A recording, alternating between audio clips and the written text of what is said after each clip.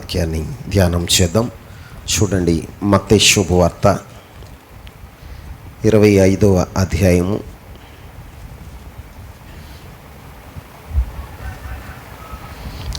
6వ వచనం నుంచి 10వ వచనం వరకు చదువుకుందాం.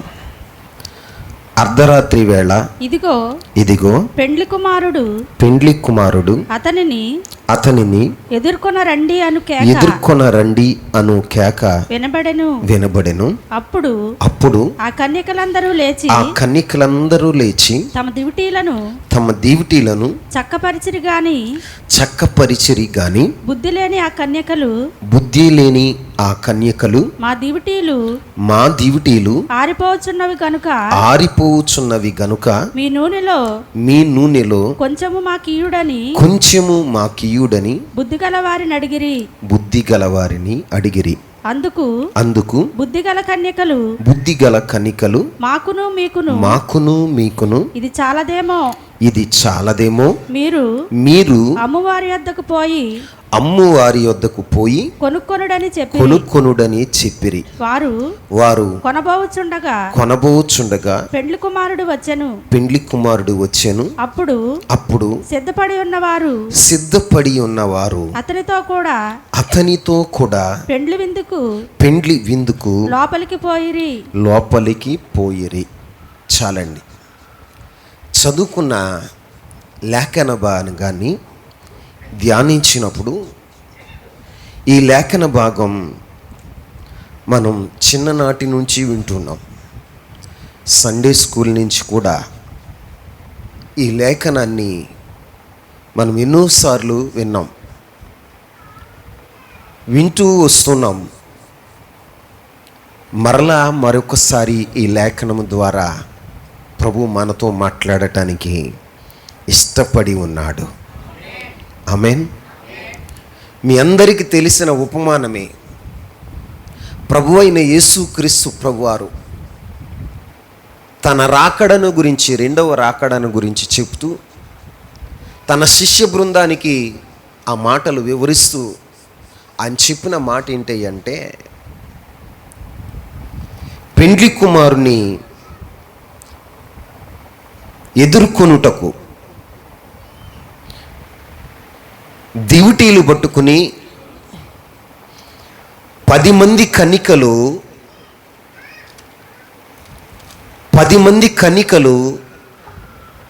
పెండ్లి కుమారుని ఎదుర్కోవటానికి వెళ్ళినట్లుగా బైబిల్లో రాయబడి ఉంది. ఆ 10 మంది కన్నికలు 10 మంది కూడా ఎవరంటే కన్యకలు. చెప్పండి.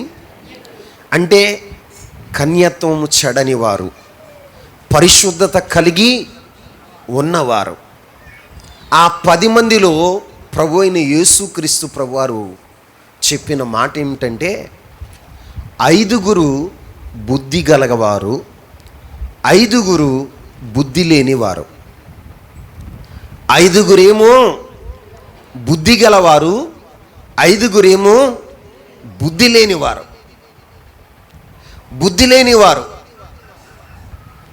ఈ 10 మంది కలిసి పెండ్లి కుమారుని ఎదుర్కోవటానికి వెళుతున్నప్పుడు బుద్ధి కలిగిన వారు ఏం చేశారంటే, వారి దివిటీలను వెలిగించుకుని దివిటీల నిండా నూనె నింపుకుని మరలా సిద్ధెలు పట్టుకుని సిద్ధెల నిండా నూనె నింపుకుని భారమైన, కష్టమైన, ప్రయాసైన దివిటీలను ఒక చేత్తో, సిద్ధులను మరొక చేత్తో పట్టుకుని పెండ్లి కుమారుని ఎదుర్కోవటానికి బయలుదేరి వెళుతూ ఉన్నారు. బుద్ధి లేని కన్యకలు 5 ఏం చేశారో తెలుసా?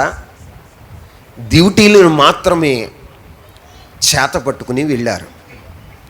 విచిత్రం ఏంటయ్యా అంటే, పెండ్లి కుమారుడు వస్తాడు అనుకున్న సమయంలో రాలేదు. పెండ్లి కుమారుడు వస్తాడు అనుకున్న సమయంలో రాలేదు. ఏం జరిగింది అంటే ఆలస్యమైంది. ఏమైంది? ఆలస్యమైంది. 10 మంది కూడా నిద్రపోతూ ఉన్నారు, కునుకుతూ ఉన్నారు. అర్ధరాత్రి అయింది. అర్ధరాత్రి అయ్యేసరికి ఒక కేక వినపడుతుంది. ఏం వినపడుతుంది? అందరూ చెప్పండి. ఒక కేక వినపడుతుంది. ఆ కేక ఏంటయ్యా అంటే, పెండ్లి కుమారుడు వస్తూ ఉన్నాడు, ఆయన్ని ఎదుర్కోవటానికి రండి అని కేక వినపడింది. కేక వినపడేసరికి 10 మంది కూడా నిద్రపోతున్నవారు, కునుకుచున్నవారు 10 మంది లేచారట. ఏం చేశారు? 10 మంది లేచి వారు దివిటీలను చక్కపరిచిరి. ఆమేన్. ఏం చేశారు? వారి దివిటీలను చక్కపరిచారు. కానీ అన్నాడు అక్కడ, కానీ 10 మంది దివిటీలను చక్కపరుస్తూ ఉండగా బుద్ధి లేని కన్యకలు 5 దివిటీలు ఏమవుతున్నాయో తెలుసా? ఆరిపోవచ్చున్నాయి. ఏమవుతున్నాయి? ఆరిపోవచ్చున్నాయి. బుద్ధి కలిగిన కన్యకలు దివిటీలు వెలుగొందుచు ఉన్నాయి. ఆమేన్. వారి దివిటీలు ఆరిపోవచ్చున్నాయి. ఈ రోజున దేవుని సన్నిధిలో కూర్చున్న మనం ప్రభు రాకడ కొరకు సిద్ధపడుతున్నాం. దేని కొరకు? ప్రభు రాకడ కొరకు సిద్ధపడుతున్నాం. ప్రపంచాన్ని చూసినప్పుడు ప్రభు రాకడ సూచనలు జరుగుతున్నాయి. ఎక్కడ చూసినా దేశం మీద దేశం యుద్ధం ప్రకటించుకుని యుద్ధాలు చేస్తున్నారు. ఒకే దేశంలో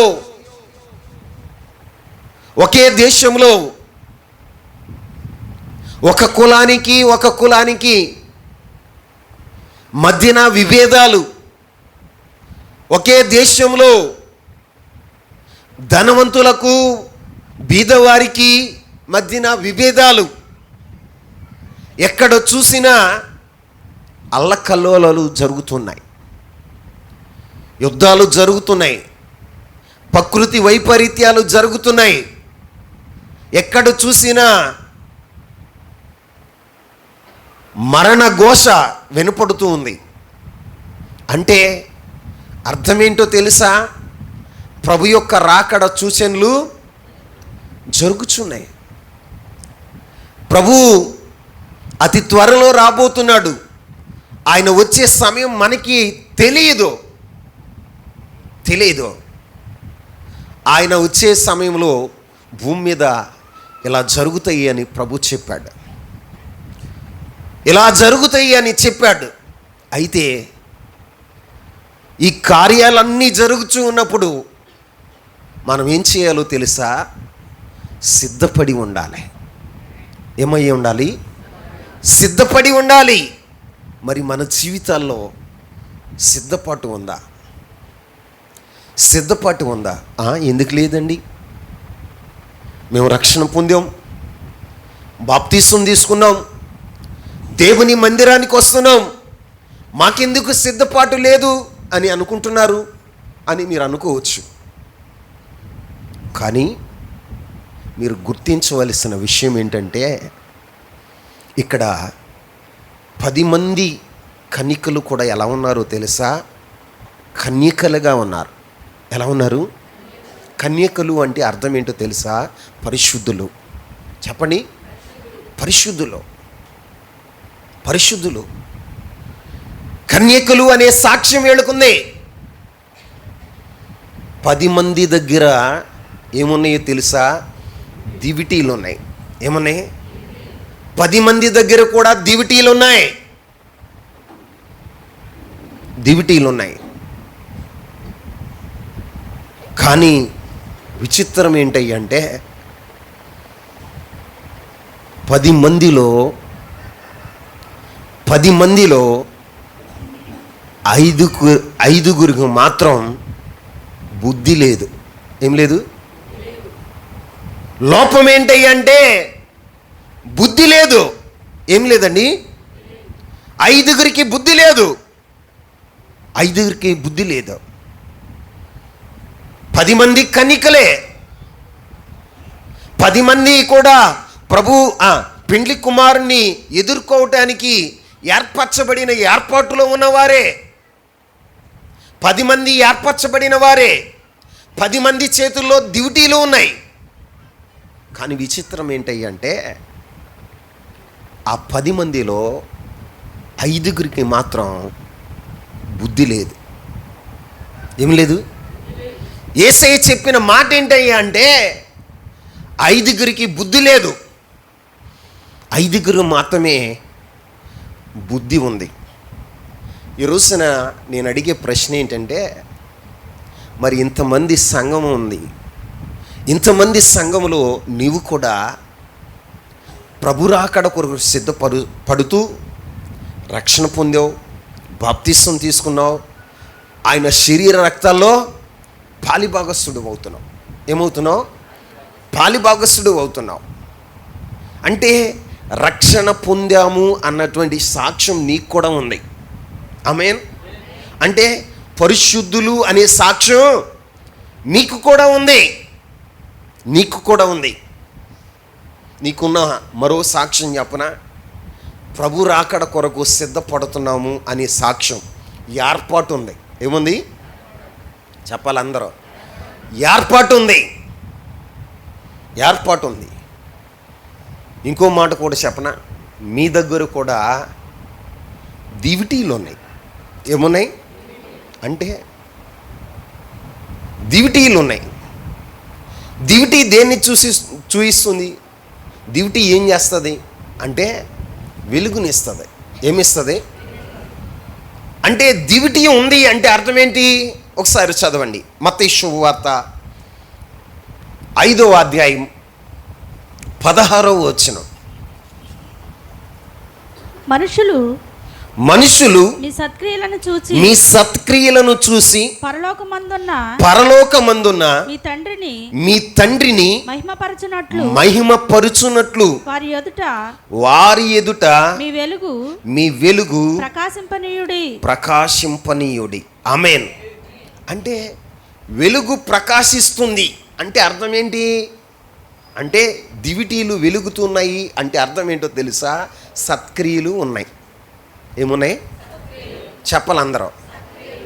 సత్క్రియలు ఉన్నాయి. సత్క్రియలు ఉన్నాయి. ఇంకో మాట చెప్పనా? యోహాను శుభవార్త 1వ అధ్యాయం 4వ వచనాన్ని చదవండి. ఆయనలో జీవముండెను, ఆ జీవము మనుషులకు వెలుగై ఉండెను, ఆ వెలుగు చీకటిలో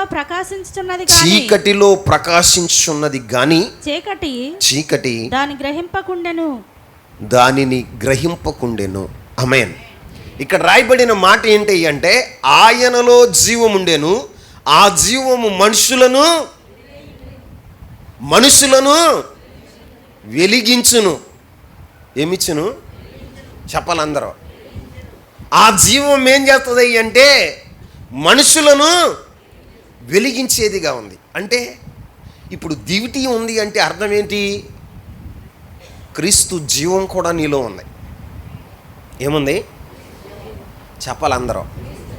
క్రీస్తు జీవం కూడా నీలో అంటే సత్క్రియలు ఉన్నాయి, జీవం ఉంది. కానీ ఏం లేదయ్య అంటే బుద్ధి లేదు. ఏం లేదు చెప్పండి? ఈ 10 మంది దగ్గర ఉన్నది ఏంటి? కన్యత్వం ఉంది అంటే పరిశుద్ధత ఉంది, రక్షణ ఉంది, మారు మనసు ఉంది, ఏర్పాటు ఉంది, వీరి జీవితాల్లో సత్క్రియలు ఉన్నాయి. ఇంకేముంది అంటే క్రీస్తు యొక్క జీవం కూడా ఉంది. ఏముంది? క్రీస్తు యొక్క జీవం కూడా ఉంది. కానీ ఏం లేదని అంటే బుద్ధి లేదు. ఏం లేదు? ఈ 5గురికి బుద్ధి లేదు. మిగిలిన 5 ఏముందో తెలుసా? బుద్ధి కలిగిన వారు అని ప్రభు చెప్పాడు. ఇప్పుడు సంఘంలో ఉన్న నీవు బుద్ధి కలిగిన వాడవా, బుద్ధి లేని వాడవా?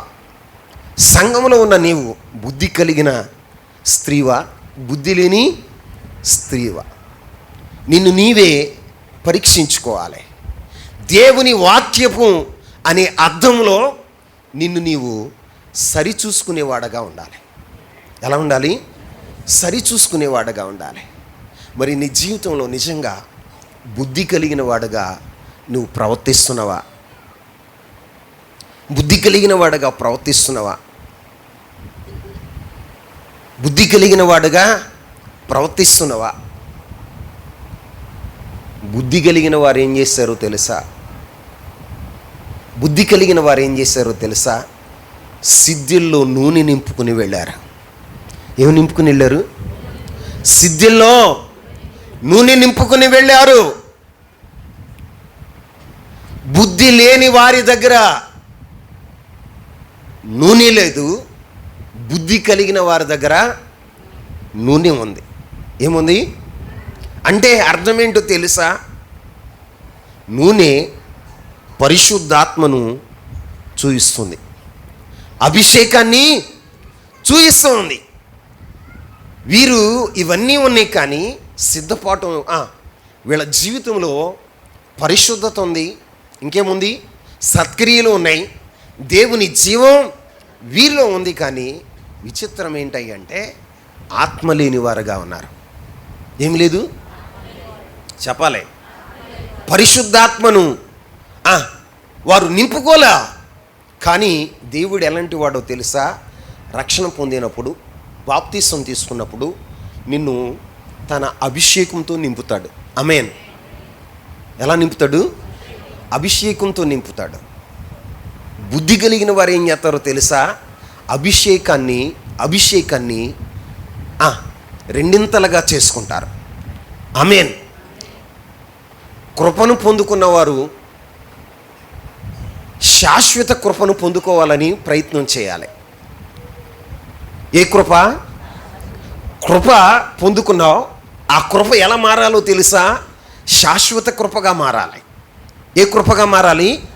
శాశ్వత కృపగా మారాలి.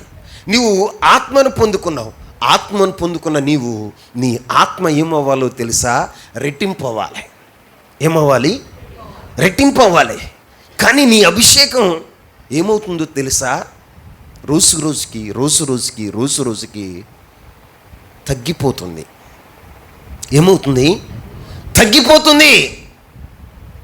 డ్యూటీలు వెలిగించారండి. డ్యూటీ ఎలగాలంటే ఏం కావాలి? నూనె కావాలి. ఏం కావాలి? నూనె కావాలి. నూనె కావాలి, అభిషేకం కావాలి. నువ్వు వెలుగొందాలంటే, దేవుని జీవం నీలో ప్రవహించాలి అంటే దేవుని ఆత్మ నీలో ఉండాలి. కానీ నీ జీవితంలో ఏంటయ్యా అంటే నీకెందుకు బుద్ధి లేదయ్యంటే అభిషేకాన్ని రెట్టింపు చేసుకునే అనుభవం లేదు. ఏ అనుభవం లేదు? రెట్టింపు చేసుకునే అనుభవం నీ జీవితంలో లేదు.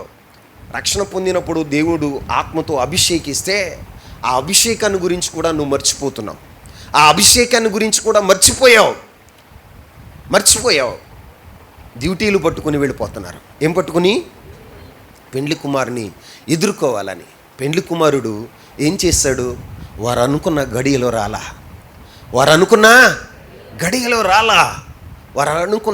రాలా. ఆలస్యమైంది. ఏమైంది? ఆలస్యమైతే అందరూ కూడా ఎదురు చూశారు. 9ంటికి వస్తానన్నవాడు 9ంటికి రాలా. 10ంటికి వస్తారు అనుకున్నారు, 10ంటికి రాలా. 11ంటికి వస్తాను అనుకున్నారు, 11ంటికి రాలా. కూసేపు కళ్ళు మూసుకుందామని 10 మంది ఏం చేశారు తెలుసా? 11 గంటలకి కళ్ళు మూసుకున్నారు. అర్ధరాత్రి అయింది, 12 అయింది. ఏమైంది? 12 అయింది. అకస్మాత్తుగా ఒక కేక వినపడుతుంది. ఏం వినపడుతుంది? కేక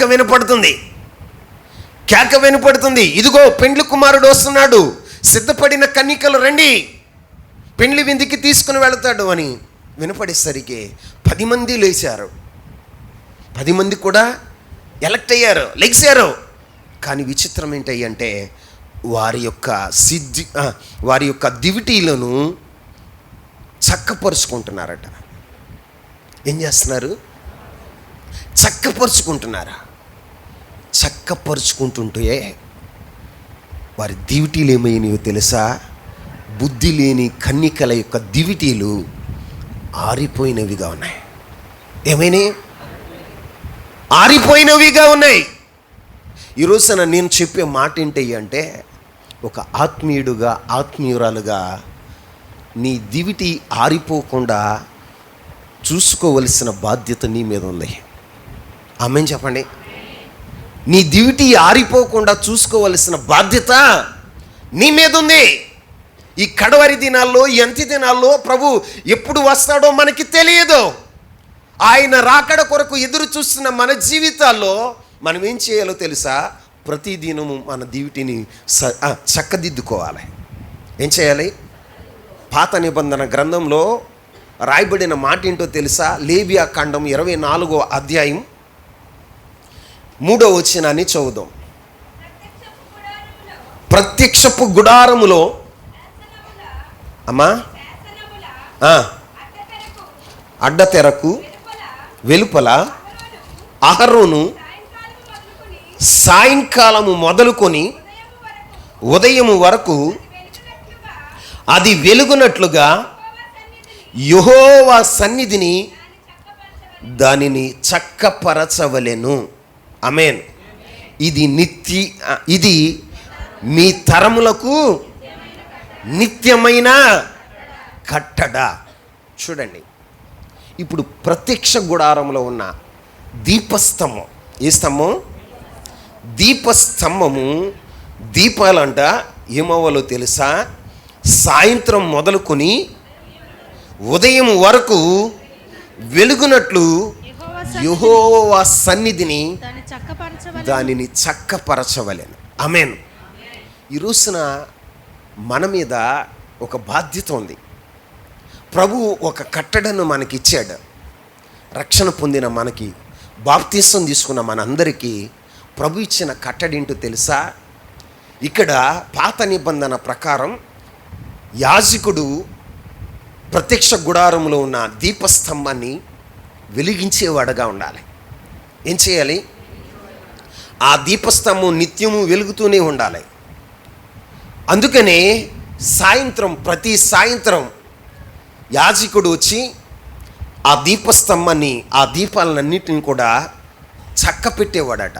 ఏం చేసేవాడు? చక్క పెడుతున్నప్పుడు ఒత్తులకు మసి పట్టేద్ది. ఏం పట్టేద్ది? మసి పట్టినప్పుడు అవి సరిగా వెలగో, కాంతినివ్వవు. అందుకని ఏం చేయాలో తెలుసా? యాజకుడు ప్రతి సాయంత్రం వచ్చి ఆ ఒత్తులను కత్తిరించి క్రొత్త ఒత్తులను పెట్టి నూనెను పోసి ఆ ఒత్తులను వెలిగించేవాడుగా ఉండాలి. అంటే దీపస్తంభాన్ని వెలిగించేవాడుగా ఉండాలి. యెహోవా సన్నిధిని ప్రతి దినము కూడా సాయంత్రపు వేళ యాజకుడు చేయవలసిన పని ఏంటో తెలుసా? ఆ దీపములను చక్కపరచాలి. ఆమేన్. ఏం చేయాలి? ఇది నిత్యమైన కట్టడ. ఇది మీకు నిత్యమైన, తరతరములకు నిత్యమైన కట్టడ. ఇది పాత నిబంధన ప్రకారం. ఇప్పుడు కొత్త నిబంధన ప్రకారం ఆ యాజకుడు ఎవరో తెలుసా? రక్షింపబడిన మనందరినీ పీతృభక్తుడు ఏమన్నాడు తెలుసా? రాజులైన యాజక సమూహం. ఏ సమూహం? రాజులైన యాజక సమూహం. ఇప్పుడు రక్షింపబడిన నీవు ఆత్మదీపం ఆరిపోకుండా నువ్వేం చేయాలో తెలుసా? ప్రతిదినము దేవుని సన్నిధిలో, ఎక్కడ? దేవుని సన్నిధిలో నువ్వేం చేయాలో తెలుసా? చక్క పెట్టుకోవాలి, చక్కపరుచుకోవాలి. ఒకరోజు కాదు, ఆదివారం వస్తామయ్యా, మేము అప్పుడు చక్కపడతామయ్యా, మా చక్కదనం అంతా అప్పుడు మేము సరి చేసుకుంటామయ్యా అంటే కుదరదు. బైబిల్ చెప్తున్న మాట ఏంటో తెలుసా? ప్రతిదినం సాయంత్రం మొదలుకొని ఉదయం వరకు దీపములు వెలుగుట కొరకు ఏం చేయాలో తెలుసా? యాజకుడు వాటిని చక్కపరచాలి అన్న తర్వాత ఒక మాట రాయబడి ఉంది దాంట్లోనే 24:3 ఇది తరతరములకు నిత్యమైన కట్టడ. ఏంటి చెప్పండి? తరతరములకు అంటే తరం వెంబడి తరం జరిగినా కూడా రాజులైన యాజక సమూహం ఏం చేయాలో తెలుసా? వారు దీపములను చక్కపరుచుకోవాలి. ఎక్కడ చక్కపరుచుకోవాలి అంటే యెహోవా సన్నిధిని. ఎక్కడ చెప్పాలి ఎక్కడ చక్కపరుచుకోవాలి? యెహోవా సన్నిధిని. ఎంతకాలం? చూడండి 4వ వచనాన్ని చదవండి. అతడు నిర్మలమైన దీపవృక్షం మీద ప్రదీపములను యెహోవా సన్నిధిని నిత్యము చక్కపరచవలెను. ఆమేన్. ఇప్పుడు చెప్పండి, ఒకరోజా? వారానికి ఒకరోజు చక్కపరుచుకోవాలని ఉందా? వారంలో మధ్యలో ఒక రోజున బుధవారం కూడా చక్కపరుచుకోవాలని ఉందా? ఏమని రాయబడి ఉంది అక్కడ? నిత్యము ప్రతిరోజు తరతరములకు ఇది నిత్యమైన కట్టడ. దేవుని సన్నిధిలో నిత్యము చక్కపరుచుకోవాలి. మరి నువ్వు చక్కపరుచుకుంటున్నావా? నిత్యము దేవుని సన్నిధిలో, యెహోవా సన్నిధిలో నీ దీపములను చక్కపరుచుకునేవాడుగా ఉన్నావా? చక్కపరుచుకుంటున్నావా? మన జీవితాల్లో వారానికి ఒకరోజు మందిరానికి వస్తాం. ఎన్ని రోజులు? వారానికి ఒక రోజున నువ్వు చక్కపరుచుకుంటుంటే ప్రభు రాకడ ఈ వారం మధ్యలో ఆదివారం నుంచి ఆదివారం వరకు మళ్ళీ చక్కపరుచుకున్న అనుభవాలు లేవుగా. ఈ మధ్యలో ప్రభు వస్తే, ఈ మధ్యలో నీ దీపం ఆరిపోతే మాట్లాడరే. మధ్యలో ఈ వారం రోజుల్లో ఎప్పుడో సోమవారమో, మంగళవారమో, బుధవారమో, గురువారమో, శుక్రవారమో, శనివారమో ప్రభు వచ్చాడు అనుకోండి. అప్పటికి నువ్వు చక్కపరుచుకోలేదనుకోండి, నీ దీపం ఆరిపోయింది అనుకోండి, నీవు పెండ్లి విందుకి వెళ్ళగలవా? ప్రభుని ఎదుర్కోగలవా?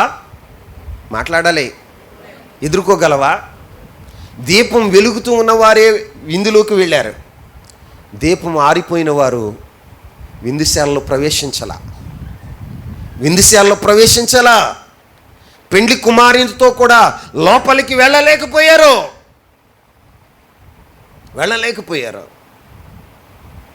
మరి క్రొత్త నిబంధన సంఘంలో ఉన్న నీవు, ఆదిమ అపోస్తులు, ఆదిమ సంఘం ఏం చేసిందో తెలుసా? ప్రతిదినము కూడుకునేవారంట. ఎరుసు ఆదివారం మాత్రమే కూడుకునేవారా? మాట్లాడరా. ప్రతిదినము కూడుకునేవారు, ఇంటంట రొట్టె విరిచేవారు, వారు ప్రార్థించేవారు, ఎడతెగక ప్రార్థన చేసేవారు. మరి మన జీవితాల్లో ఆ అనుభవం ఉందా? మాట్లాడండి. ఆ అనుభవం ఉందా? మరి ఆయన కొరకు సిద్ధపడే మనము ఏం చేయాలో తెలుసా? దినదినము దేవుని సన్నిధిలో మనల్ని చక్కపరుచుకోవాలి. యెహోవా సన్నిధిని చక్కపరచాలి అని లేఖనం రాయబడి ఉంది. మరి నువ్వు చక్కపరుచుకుంటున్నావా? ఎక్కడ నువ్వు తప్పిపోయావో, ఎక్కడ నీ జీవితంలో త్రోవ తప్పిపోయావో, ఎక్కడ దేవునికి ఆయాస్కరమైన పని చేసావో, ఎక్కడ అభిషేకాన్ని నిర్లక్ష్యం చేసావో, ఎక్కడ నీ జీవితంలో సత్క్రియలు మానివేసావో, నువ్వు ఎప్పుడైనా సరిచేసుకున్న అనుభవాలు ఉన్నాయా? చక్కపరుచుకున్న అనుభవాలు ఉన్నాయా? బైబిల్ చెప్తుంది నిత్యము చక్కదిద్దాలి. నిత్యము అంటే ప్రతి క్షణం, ప్రతి నిమిషం, ప్రతిరోజు 365 రోజులు కూడా మనల్ని మనం ఏం చేయాలో తెలుసా? చక్కపరుచుకోవాలి. ఏం చేయాలి? చక్కపరుచుకోవాలి. దివిటీలో నూనె ఉందా? దివిటీలో ఒత్తు బాగుందా? ఒత్తు మసకబారిందా అని ప్రతిదినం దివిటీ వైపు చూడాలి. ఎటువైపు చూడాలి? దివిటీ వైపు చూడాలి. మరి నీ జీవితంలో అసలు నీ డ్యూటీ ఎలా ఉంది? వీళ్ళు డ్యూటీలు పట్టుకుని వెళ్ళారు 10 మంది. ఏం పట్టుకుని వెళ్ళారు? డ్యూటీలు పట్టుకుని వెళ్ళారు. డ్యూటీల్లో నూనె ఉందో లేదు అన్న సంగతి వీళ్ళకి ఉందా? అవగాహన ఉందంటారా? ఎందుకన్నాడు దేవుడు తెలుసా? బుద్ధి లేని వాళ్ళని. వీళ్ళకి వీళ్ళ జీవితాల్లో బుద్ధి లేని వాళ్ళు ఎలా ఉంటారో తెలుసా? సామెతల గ్రంథం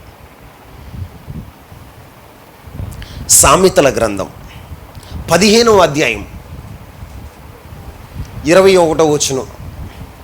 బుద్ధి లేని వానికి మూఢత సంతోషకరము. ఇటు చూడండి అందరూ. అమ్మా ఇటు చూడండి నా వైపు. బుద్ధి లేని వారికి మూఢత సంతోషకరము. ఏంటండి? అంటే బుద్ధి లేని వాడు ఏం ప్రదర్శిస్తాడయ్యి అంటే మూఢత అంటే మూర్ఖత్వం. చెప్పండి. మూర్ఖత్వాన్ని ప్రదర్శించేవాడుగా ఉంటాడు. వాడి మూర్ఖత్వాన్ని బట్టి వాడు ఏం చేస్తాడో తెలుసా? సంతోషించేవాడుగా ఉంటాడు. అంటే అర్థం ఏంటి తెలుసా? నేను చేసిందే కరెక్ట్, నేను అనుకున్నదే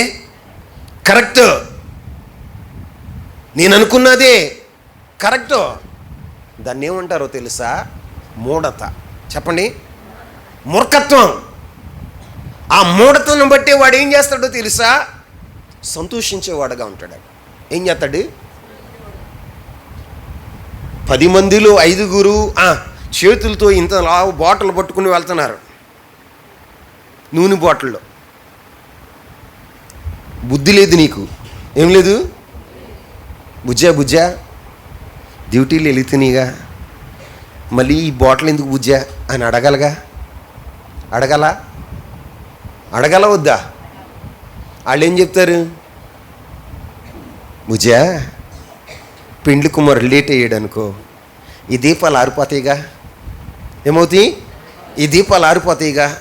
అవి ఆరకుండా నూనె పోయటానికి ఈ బాటిల్లో అని చెప్పేవాళ్ళే. వాళ్ళని అడుగుంటారు ఏమని? ఎందుకమ్మా ఇంత శ్రమ పడుతున్నారు? ఎందుకమ్మా ఇంత ఆయాసం? ఎందుకమ్మా నీకు ఇంత ప్రయాస? భక్తి చేస్తున్నాం, మేము చేయట్లేదా భక్తి? మేము రావట్లేదా ఆదివారం ప్రార్థనకి? మేము రావట్లేదా దేవుని సన్నిధికి? నువ్వే వచ్చేసేసిన దానిలాగా. ఏంటో మరి ఉపవాసం ఉంటుందంట. ఏముంటుంది? ఉపవాసం ఉంటుందంట. ఏంటో ప్రార్థన చేస్తుందంట. మేము రావట్లేదా? వచ్చి కూర్చుంటలేదా? మేము వెళ్ళట్లేదా?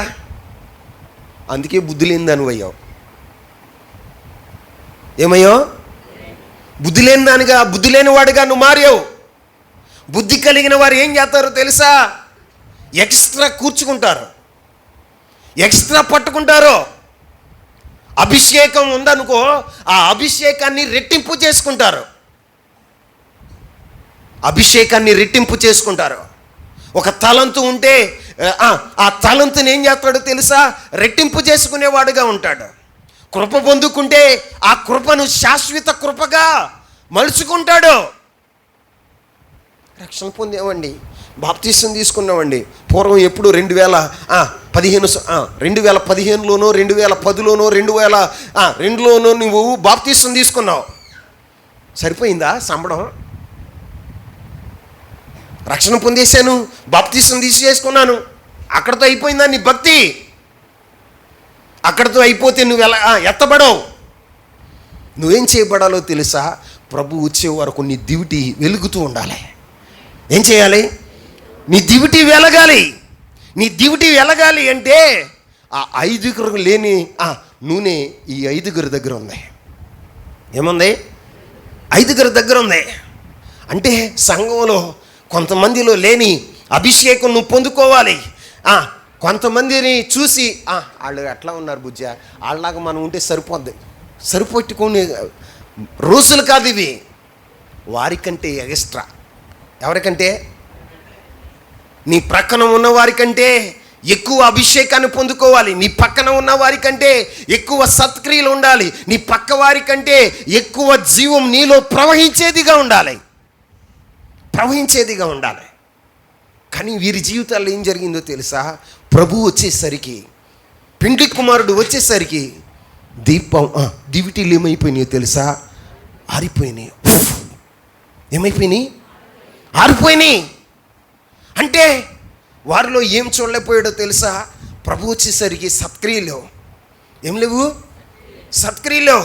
ప్రభు వచ్చేసరికి ఏం లేదయ్యి అంటే వారిలో దేవుని జీవం లేదు. ఏం లేదు? దేవుని జీవం లేదు. జీవం లేకపోగా వారిలో ఏం లేదో తెలుసా? అభిషేకం లేదా? ఏం లేదండి. అభిషేకాన్ని పోగొట్టుకున్నారు, సత్క్రియలను పోగొట్టుకున్నారు, దేవుని జీవాన్ని పోగొట్టుకున్నారు. ఒకప్పుడు సత్క్రియలతో వెలుగొందిన వారు, ఒకప్పుడు నువ్వు సత్క్రియలు చేస్తూ ఉంటే దేవుని పరలోకపు తండ్రికి మహిమ వచ్చింది. ఏమొచ్చింది? మహిమ వచ్చింది. నీలో దేవుని జీవం ప్రవహిస్తుంది. నీలో దేవుని జీవం ప్రవహిస్తున్నప్పుడు నువ్వేం చేసేవో తెలుసా? అనేకుల దప్పికను తీర్చగలిగిన వాడుగా ఉన్నావు. నీ దప్పిక తీరింది, అనేకుల దప్పికను తీర్చేవాడుగా ఉన్నావు. ఇప్పుడు నీ దప్పిక తీరట్లా? ఎవరి దప్పికను? అసలు ప్రార్థనే లేదుగా, ప్రార్థనే, సత్క్రియలు లేవుగా. ఒకప్పుడు ఉన్నటువంటి సత్క్రియలు ఇప్పుడు ఉన్నాయా? మాట్లాడాలి. మీటింగ్ అంటే పరుగులెట్టేదానివి. మీటింగ్ అంటే ప్రభు నాతో మాట్లాడతాడేమో, నా గురించి ప్రవశిస్తాడేమో, ఆయన స్వరాన్ని నేను వినగలుగుతానేమో, ఆయన స్పర్శని నేను అనుభవిస్తానేమో, ఆయన ప్రసన్నతను నేను చూస్తానేమో అని దేవుని సన్నిధికి పరుగులెత్తేదానివే. ఇప్పుడు లేదుగా. ఇప్పుడుందా? అయ్యా 1990లో నన్ను దినకరణయ్య గారు పేరు పెట్టి పిలిచారు. ఏమని పిలిచాడు? సరస్వతక్క, నీ గురించి చెప్తున్నా. ఏమని పిలిచారు? ఆ పిలుపుకు తగ్గ, ఆ ప్రవచనానికి తగ్గట్టుగా పరిగెత్తుతున్నావా? రక్షింపబడ్డావు, బాప్తిస్వం తీసుకున్నావు, వెలిగించబడ్డావు, దేవుని జీవాన్ని పొందుకున్నావు. దాన్ని ఏం చేయాలి? రెట్టింపు చేసుకోవాలా వద్దా? ప్రార్థన జీవితాన్ని రెట్టింపు చేసుకోవాలా వద్దా? ఆసక్తిని రెట్టింపు చేసుకోవాలా వద్దా? దేవునితో సన్నిహితమైన సంబంధాన్ని పెంచుకోవాలా వద్దా? ఇప్పుడుందా? మాట్లాడరా. ఇప్పుడుందా? సత్క్రియలు ఉన్నాయా? ఏమైనా సత్క్రియలు? ఏది నీలో ఉన్న వెలుగు? నీలో ఉన్న వెలుగేది? నీలో ఉన్న జీవమేది? దేవుని జీవం ఏది? ఇప్పుడు ఎలా ఉన్నావు తెలుసా? నిర్జీవంగా ఉన్నావు. ఎలా ఉన్నావు? జీవం లేని వాడిగా ఉన్నావు. అమ్మా ప్రార్థనకి వెళ్దామా అంటే వెళ్దామా? ఏంటి వెళ్దామా? ఎట్ట వెళ్తాం బుజ్జా? నేను ఒక మాట చెప్పనా? దేవుని జీవం ఉన్నప్పుడు నీకు నీవుగా వచ్చావు. దేవుని జీవం ఉన్నప్పుడు నీకు నీవుగా పనిచేసావు. దేవుని జీవము ఉన్నప్పుడు నీలో ఏముందో తెలుసా? నీవుగా పరిచర్య చేసావు, ప్రార్థన చేసావు, పాట పాడావు, ఎన్నో ఘనకార్యాలు చేసావు. ఇప్పుడు ఆ జీవాన్ని కోల్పోయావు. ఇప్పుడు మందిరానికి రావాలంటే జీవం లేని వాళ్ళని ఏమంటారు? చెప్పండి, మాట్లాడండి. జీవం లేని వాళ్ళని ఏమంటారు? నేను చెప్పనా? శవం అంటారు. ఏమంటారు? చచ్చిన ఏమంటారు? సచ్చిన సేవ. సచ్చిన సేవాన్ని మందిరానికి తీసుకురావాలంటే ఏం చేయాలి? నలుగురు సహాయం కావాలి. ఎంతమంది? బ్రతుకున్నప్పుడు ఎట్లా ఉన్నావు? చెంగు చింగున పరిగెత్తుకుంటూ వచ్చావు, లేడీలా గంతులు వేసుకుంటూ వచ్చావు. ఆహా, నా దేవుని సన్నిధికి వెళ్తావు, నాకెంతో సంతోషం, నా దేవుని సన్నిధిలో నాకెంతో ఆనందం, నా దేవుని సన్నిధిలో ఉండటం నాకు ఆహ్లాదకరం. నేను దేవుని సన్నిధికి వెళ్తే ఆయన ప్రసన్నతను చూస్తాను, దేవుని సన్నిధికి వెళ్తే ఆయన ఇచ్చేటువంటి సంతోషాన్ని నేను అనుభవిస్తాను అని ఎంతో సంతోషంగా ఉండేది. జీవం లేదుగా ఇప్పుడు. బుజ్జా, టైం అవుతుంది బుజ్జా, ఏం చేయాలి? టైం అవుతుంది బుజ్జా, బయలుదేరు. అమ్మా, ప్రార్థనకి వెళ్తామా? రండి, ఆటో పెట్టా. ఏం పెట్టా చెప్పండి?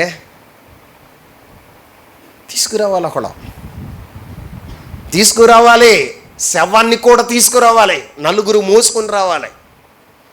నువ్వు దేవుని సన్నిధికి రాలేకపోతున్నావు అంటే, దేవుని సన్నిధి పట్ల ఆసక్తి లేదు అంటే నీలో ఏం లేదయ్యో తెలుసా? జీవం లేదు. దేవుని జీవాన్ని పోగొట్టుకున్నావు. దేవుని జీవాన్ని పోగొట్టుకున్నప్పుడు నీ జీవితంలో ఆనందించలేవు. నీలో శక్తి ఉండదు. దేవుని జీవం లేనప్పుడు ఏముంటుంది? నిస్సత్తువ కలిగిన వాడుగా ఉంటావు. నీ ప్రార్థనలో సత్తు ఉండదు, నీ ఆరాధనలో సత్తు ఉండదు. ఈ రోజున నీ జీవితంలో చేసే దేంట్లో కూడా సత్తువ ఉండదు. ఎలా ఉంటావో తెలుసా? నిర్జీవం. ఏంటండి చెప్పండి? పాట పాడాలి. నువ్వు పాడినా అందరిని చూసుకుని ఎవరు రాలేదుగా, తప్పదిగా ఇప్పుడు ఇతో పాట. అప్పుడు అలాగే ఉన్నావా?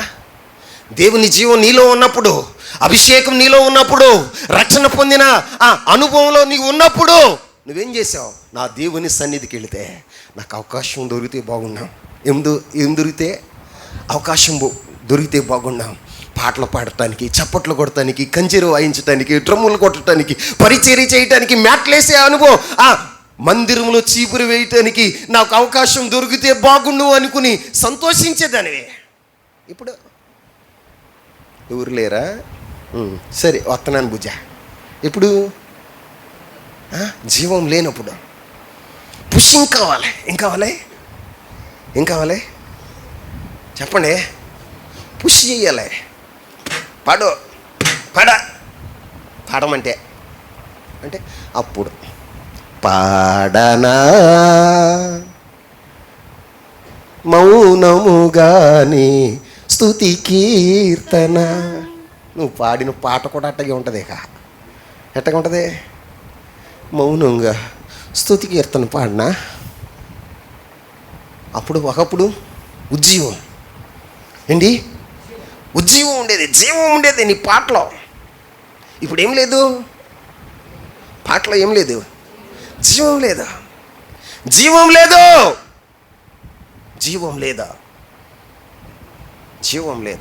అందుకే వెలుపులో ఉన్నారు. ఎక్కడున్నారు?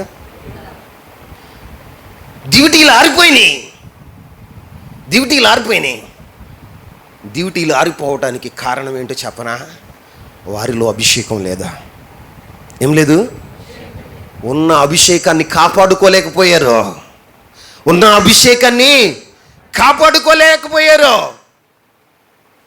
బుద్ధి కలిగిన వాడవైతే, బుద్ధి కలిగిన దానివైతే అభిషేకాన్ని ఏం చేస్తావో తెలుసా? రెట్టింపు చేసుకుంటావు. అభిషేకం కొరకు ఏం చేస్తావో తెలుసా? శ్రమ పడతావు. అభిషేకం కొరకు ఏం చేస్తావో తెలుసా? నలిగిపోవటానికైనా ఇష్టపడతావు. మేడగదిలో 120 మంది అభిషేకం కొరకు ఏం చేశారో తెలుసా? 10 దినాలుగా రాత్రి పగలు నిద్రాహారాలు మానేసి, భోజన పానీయాలు మానేసి దేవుని సన్నిధిలో మొరపెడుతున్నారు. ఏం చేస్తున్నారు? అదే పట్టణంలో, యెరూషలేము పట్టణంలోనే ఇంకొక బ్యాచ్ ఉన్నాయి. ఆ బ్యాచ్ ఏం చేస్తుందో తెలుసా? పస్కా పండగ చేస్తుంది.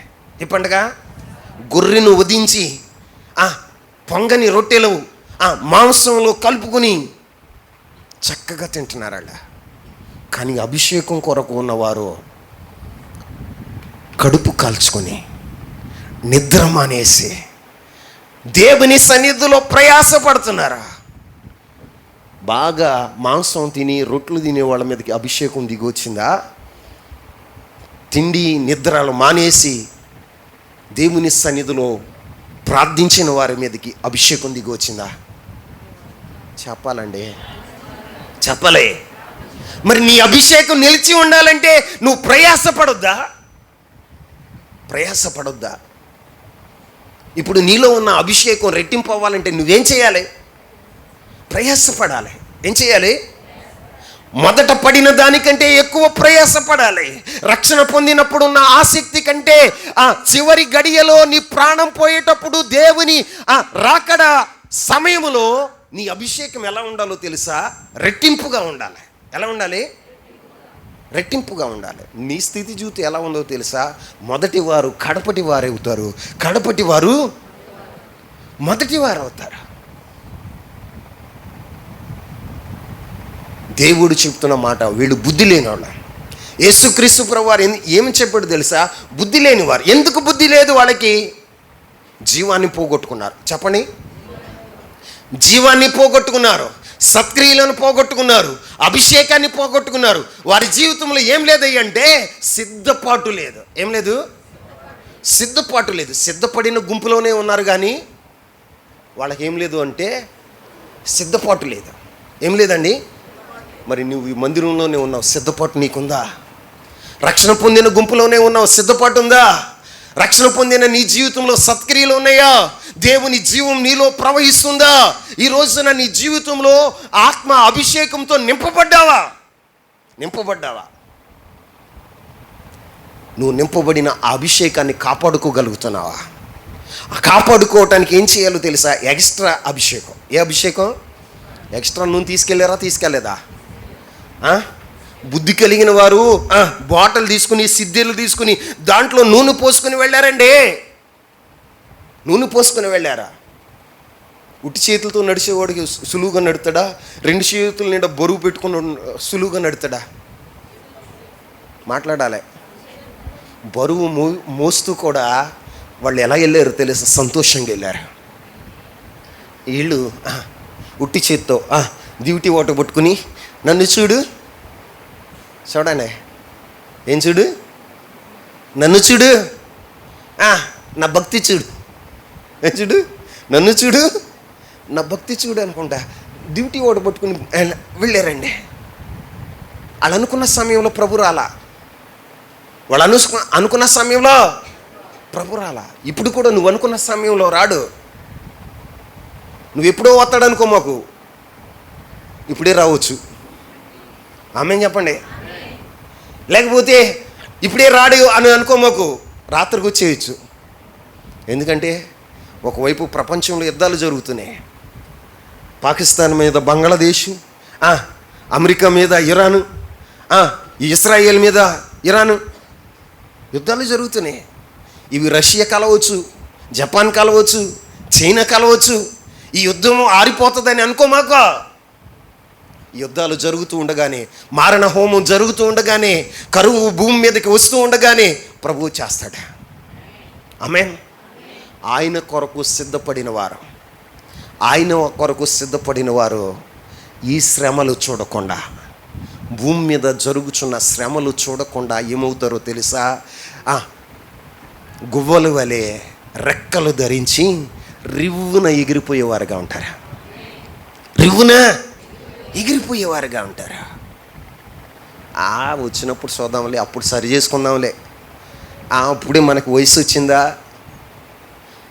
ఇప్పుడే సరి చేసుకోవాలా, తిన్నంగా 35 సంవత్సరాలు రాలే, నాకు 30 సంవత్సరాలు రాలేదు, 40 సంవత్సరాలు రాలేదు.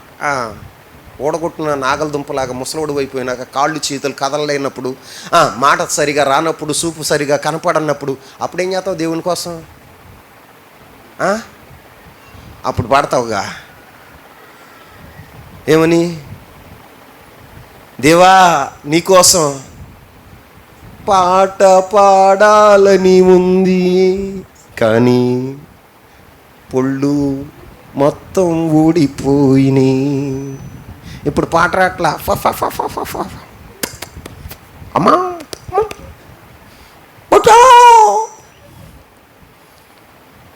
దవళ్ళ లోపలికి వెళ్ళిపోయి పొళ్ళు మొత్తం ఊడిపోయి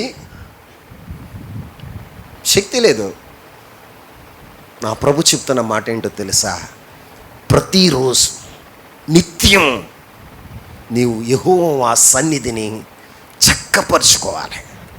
ఏం చేయాలి? చక్కపరుచుకున్నప్పుడే అభిషేకం ఉంటుంది.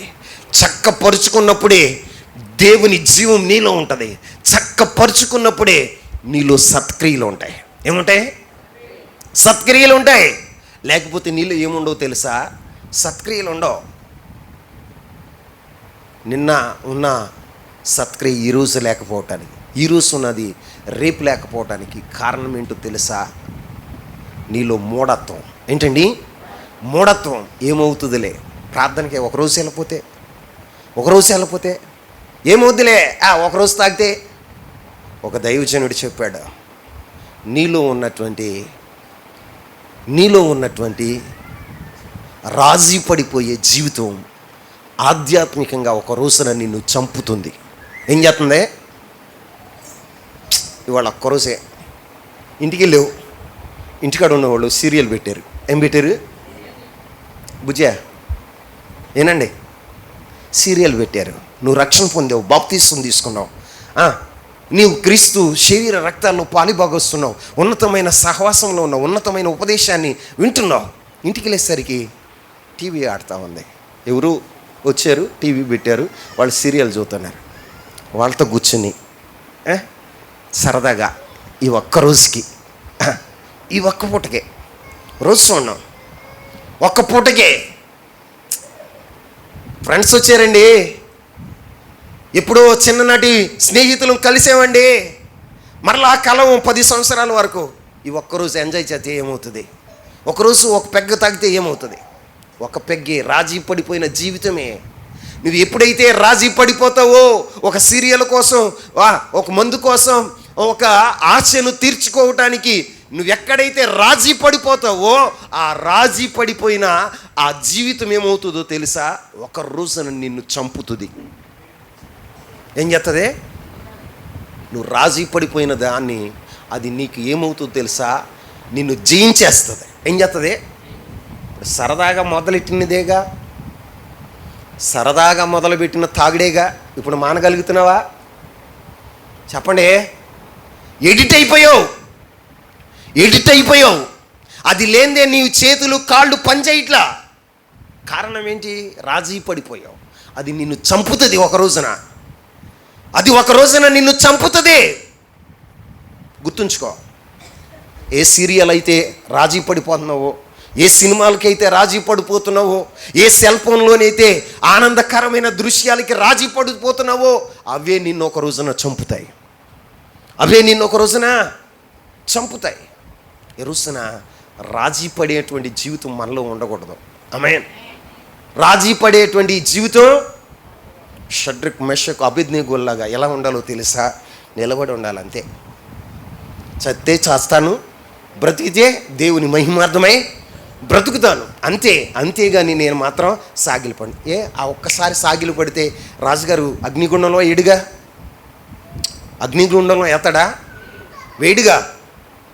కానీ ఆ సమయంలో కూడా వాళ్ళు ఏం చేస్తారో తెలుసా? ప్రాణానికి తెగించి నిలబడి ఉన్నారు. మరి ఎన్నిసార్లు రాజీ పడిపోయావు నువ్వు? లోకంతో ఎన్నిసార్లు రాజీ పడిపోయావు? పాపంతో ఎన్నిసార్లు రాజీ పడిపోయావు?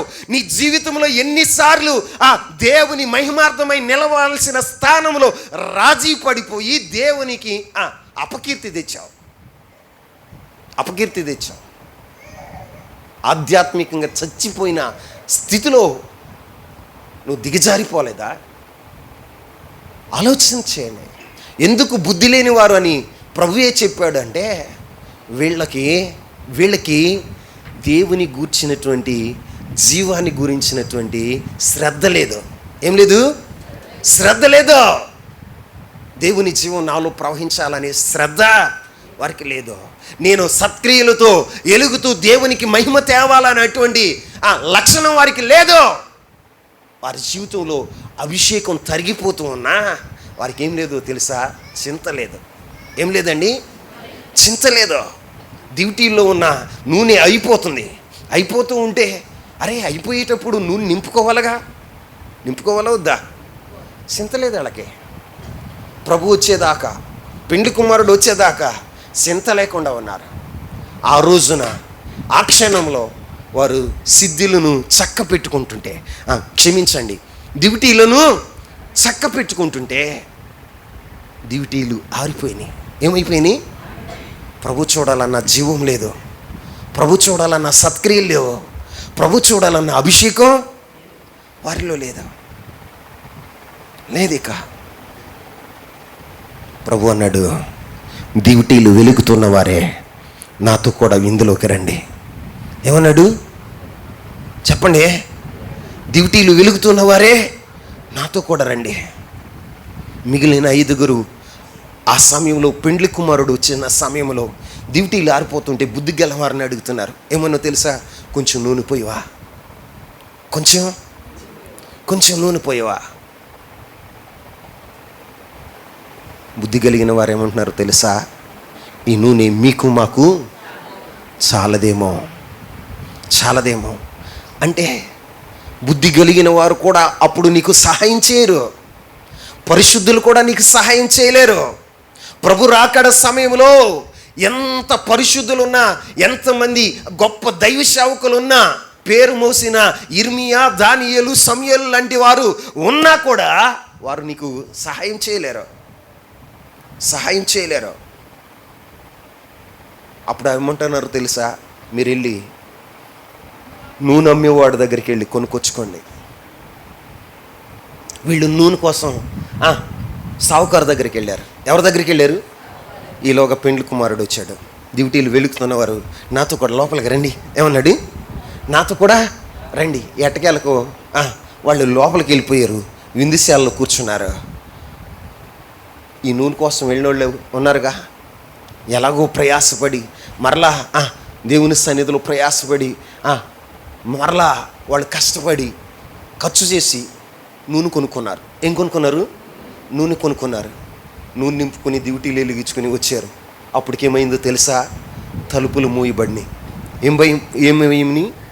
తలుపులు మూయబడినాయి. అయ్యా అయ్యా అయ్యా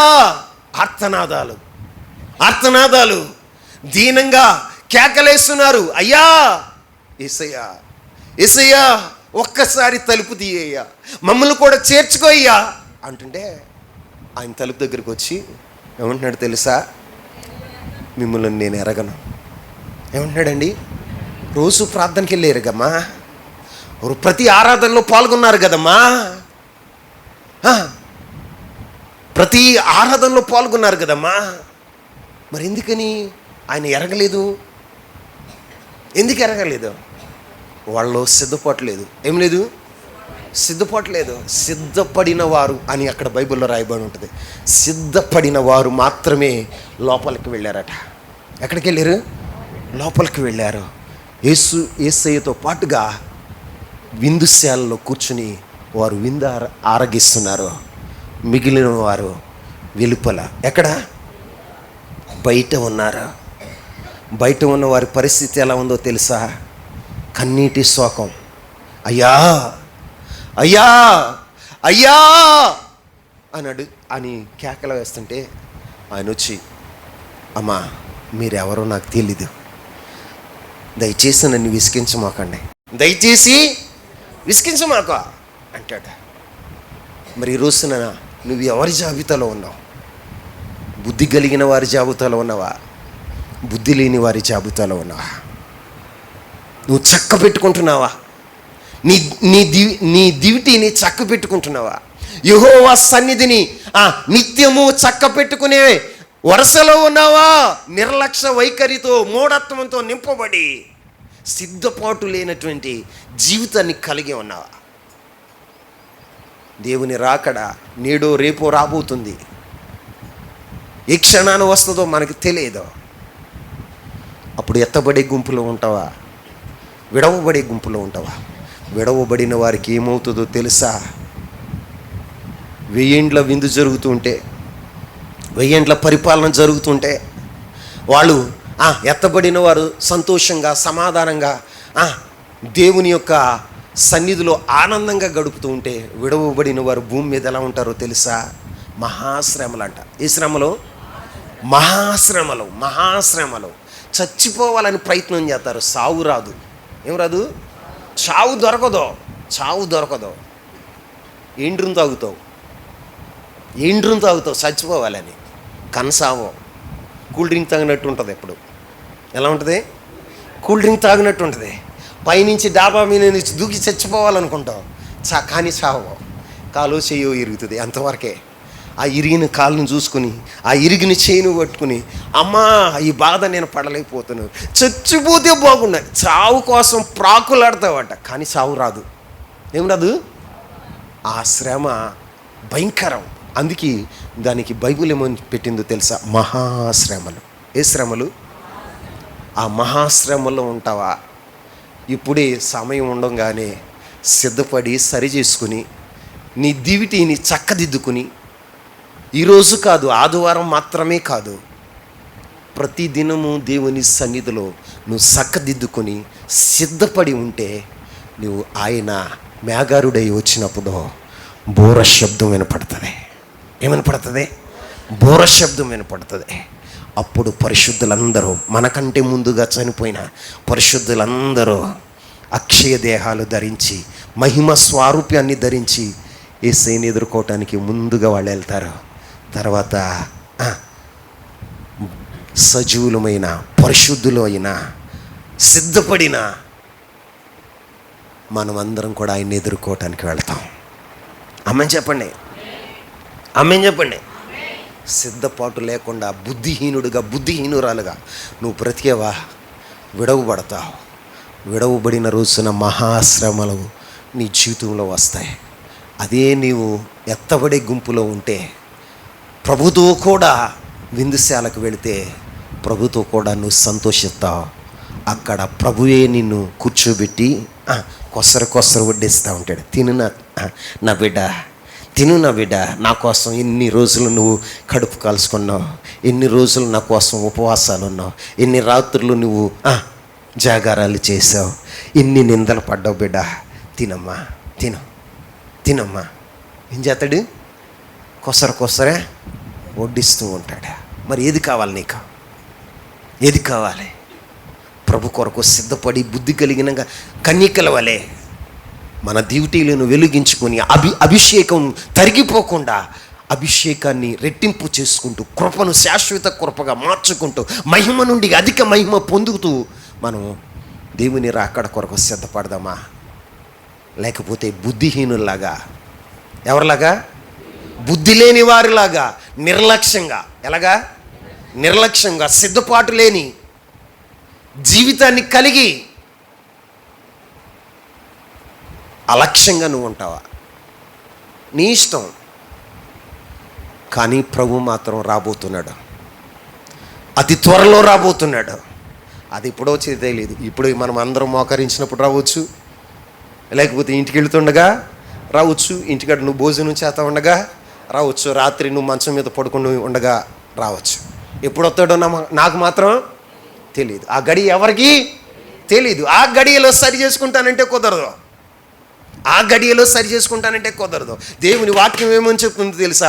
నిత్యము యెహోవా సన్నిధిని చక్కదిద్దుకోవాలి. చక్కదిద్దుకున్న వారి, నిత్యము చక్కదిద్దుకున్నవారు ఎత్తబడి గుంపులో ఉంటారు. పెండ్లి కుమారునితో విందుశాలకు వెళ్ళేవారుగా ఉంటారు. అట్టి కృప పరిశుద్ధాత్మ దేవుడు మనందరికీ దయచేయును గాక. మొకరిస్తారా? చేతులెత్తారా? ఒక చిన్న ప్రార్థన చేద్దాం.